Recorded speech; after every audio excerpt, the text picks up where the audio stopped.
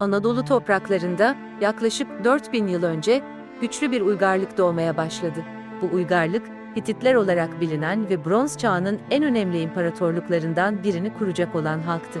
Onların hikayesi, savaşlar, entrikalar, kültürel zenginlikler ve büyük başarılarla dolu bir destan niteliğindedir. Hititler, M.Ö. 1600 civarında Anadolu'nun merkezinde ortaya çıktılar. Başlangıçta küçük şehir devletleri halinde yaşayan bu halk, zamanla birleşerek güçlü bir krallık haline geldi.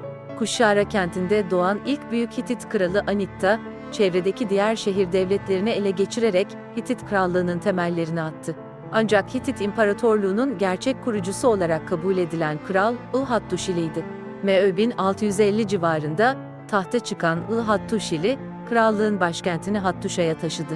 Bu stratejik hamle, Hititlerin gücünü pekiştirmelerine ve bölgedeki etkilerini artırmalarına olanak sağladı. I-Hattuşili'nin ardından tahta geçen I-Murşili, babasının başlattığı genişleme politikasını sürdürdü. M.Ö. 1595 yılında Hitit ordularını güneye doğru yönlendirerek Babil'i fethetti. Bu, Hititlerin askeri gücünün ne kadar ilerlediğini gösteren önemli bir dönüm noktasıydı. Ancak her büyük imparatorluk gibi, Hititler de iç çekişmeler ve dış tehditlerle karşı karşıya kaldılar. I-Murşili'nin ölümünden sonra, taht kavgaları ve saray entrikaları imparatorluğu zayıflattı. Bu dönemde Hurri kökenli Kizzuvatna Krallığı gibi vassal devletler bağımsızlıklarını ilan ettiler. Hitit İmparatorluğu'nun bu zor döneminden çıkması, ancak M.Ö. 1420 civarında tahta çıkan Şuppiluliuma ile mümkün oldu. Şuppiluliuma, askeri dehasıyla Hitit ordularını yeniden örgütledi ve imparatorluğun sınırlarını genişletti. Mitanni Krallığı'nı ele geçirdi ve Suriye'deki şehir devletlerini Hitit kontrolü altına aldı. Şuppiluliuma'nın en büyük rakibi, dönemin diğer süper gücü olan Mısır'dı. İki imparatorluk arasındaki rekabet, özellikle Suriye-Filistin bölgesinde kendini gösteriyordu.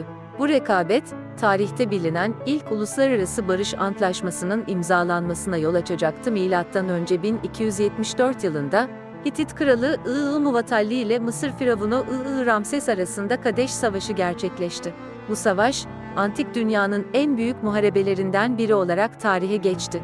Savaşın sonucu tartışmalı olsa da her iki taraf da zafer kazandığını iddia etti. Kadeş Savaşı'ndan yaklaşık 15 yıl sonra Hitit kralı Hattuşili ile I-Ramses arasında bir barış antlaşması imzalandı. Bu antlaşma, diplomasi tarihinde bir dönüm noktası oldu ve iki büyük güç arasında uzun süreli bir barış dönemini başlattı. Hititlerin sadece askeri başarılarıyla değil, aynı zamanda kültürel zenginlikleriyle de öne çıktığını belirtmek gerekir. Hitit dili, dünyanın en eski yazılı İndo-Avrupa dillerinden biriydi. Çivi yazısı kullanarak kil tabletlere kaydettikleri metinler, günümüze kadar ulaşmış ve bize Hitit toplumu hakkında değerli bilgiler sunmuştur. Hititler, çok tanrılı bir dine sahipti. Panteonlarında binlerce tanrı ve tanrıça bulunuyordu. En önemli tanrıları arasında fırtına tanrısı Teşup ve güneş tanrıçası Arina yer alıyordu. Dini ritüeller ve festivaller, Hitit toplumunun önemli bir parçasıydı. Hitit yasaları, dönemine göre oldukça ileri ve insancıldı. Örneğin, kadınlar mülk sahibi olabiliyor ve boşanma hakkına sahip olabiliyorlardı. Ayrıca kölelik sistemi diğer antik uygarlıklara göre daha ılımlıydı ve köleler özgürlüklerini satın alma hakkına sahipti. Hititlerin mimari başarıları da dikkat çekiciydi. Başkent Hattuşa'daki büyük tapınaklar, saraylar ve surlar, Hitit mühendisliğinin üstünlüğünü gösteriyordu. Özellikle Yazılıkaya Açık Hava Tapınağı, Hitit sanatının en etkileyici örneklerinden biriydi. Hitit ekonomisi, tarım ve hayvancılığa dayanıyordu. Ancak madencilik de önemli bir rol oynuyordu. Hititler demir işlemede ustalaşmışlardı ve bu beceri onlara askeri üstünlük sağlıyordu. Ayrıca Anadolu'nun zengin bakır yataklarını da işletiyorlardı. M.Ö. 1200 civarında Hitit İmparatorluğu'nun gücü zirvedeydi. Ancak bu dönem, aynı zamanda büyük değişimlerin de habercisiydi. Doğu Akdeniz dünyası, deniz halkları olarak bilinen göçebe grupların istilalarıyla sarsılmaya başlamıştı. Son büyük Hitit kralı I-Şuppiluliuma bu tehditlere karşı mücadele etti.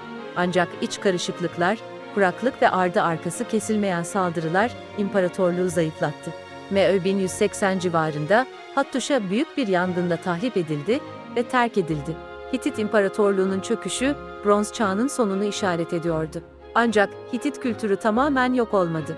Güney Anadolu ve Kuzey Suriye'de geç Hitit krallıkları olarak bilinen küçük devletler Hitit geleneklerini bir süre daha yaşattılar. Hititlerin hikayesi, arkeolojik kazılar ve yazılı kaynaklar sayesinde yeniden gün yüzüne çıkarıldı. 19. yüzyılda başlayan araştırmalar, bu büyük uygarlığın sırlarını çözmeye devam ediyor. Boğazköy'deki antik Hattuş'a kazılar, binlerce kil tablet ve etkileyici mimari kalıntılar ortaya çıkardı. Hitit çivi yazısının çözülmesi, bu uygarlığın tarihini anlamak açısından bir dönüm noktası oldu. Çek asıllı dil bilimci Bedić Hrozny, 1915 yılında Hitit dilini çözmeyi başardı. Bu keşif, Hitit toplumu, kültürü ve tarihi hakkında çok daha detaylı bilgiler edinmemizi sağladı. Günümüzde Hitit İmparatorluğu'nun başkenti Hattuş'a, UNESCO Dünya Mirası listesinde yer alıyor. Şehrin etkileyici surları, tapınakları ve sarayları, ziyaretçilere Hitit uygarlığının ihtişamını gösteriyor. Ayrıca Ankara'daki Anadolu Medeniyetleri Müzesi, dünyanın en önemli Hitit eser koleksiyonlarından birine ev sahipliği yapıyor. Hititler sadece Anadolu tarihinde değil, dünya tarihinde de önemli bir yere sahip. Onların mirası, günümüzde hala araştırılmaya ve keşfedilmeye devam ediyor. Bu büyük uygarlığın hikayesi, insanlık tarihinin en etkileyici bölümlerinden biri olarak kalıcılığını koruyor.